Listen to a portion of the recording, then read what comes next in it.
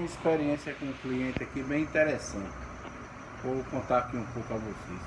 O cliente chegou para fazer o defeito no microfone e ele já tinha mexido um pouco no aparelho, já tinha aquela ideia de consertar, né, de fazer o conserto. Aí ele perguntando a mim por quanto eu fazia só a troca do microfone. Aí a gente cobrou o preço estimado para o cliente e ele fez aquele, pediu para trocar só o microfone porque o aparelho estava todo normal. Aí beleza, a gente que é técnico já sabe que quando a gente pega um aparelho que ele tá, por exemplo, microfone, fone, também tem alguns casos que são casos de oxidação. O aparelho levou água e normalmente o suor está naquele setor que apresentou. Alguns casos é só o microfone mesmo, você vai lá, faz a troca e dá ok.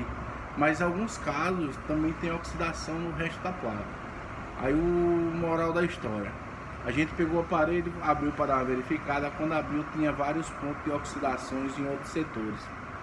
E o cliente queria que fizesse só o microfone. Findou a gente não fazendo o serviço, por quê? Porque teria que fazer a limpeza do aparelho para poder resolver e deixar o aparelho 100%, né? Porque fazia limpeza e poderia tirar a oxidação e voltar porque o microfone estava limpinho. Não queria dizer que fosse ele que estava com problema. Fazer a oxidação e na sequência, se fosse o caso, fazer a limpeza do microfone. Esse era o padrão. Aí no final ele findou desistindo porque ele não queria fazer tudo, queria que resolvesse só o lado do microfone. Aí eu perguntei a ele se ele, quando vai um médico e ele tem dois problemas, ele conta o médico só um e o médico conserta só um defeito e ele fica com o outro guardado. Porque assim, se você, quando vai um médico, se você não conta o que você está sentindo, qual foi aquele, de onde veio aquele defeito, por que você acha que apresentou, para ele fazer o diagnóstico dele, para ele poder dar o remédio ou fazer aquele tratamento, lá na frente você vai apresentar outro defeito.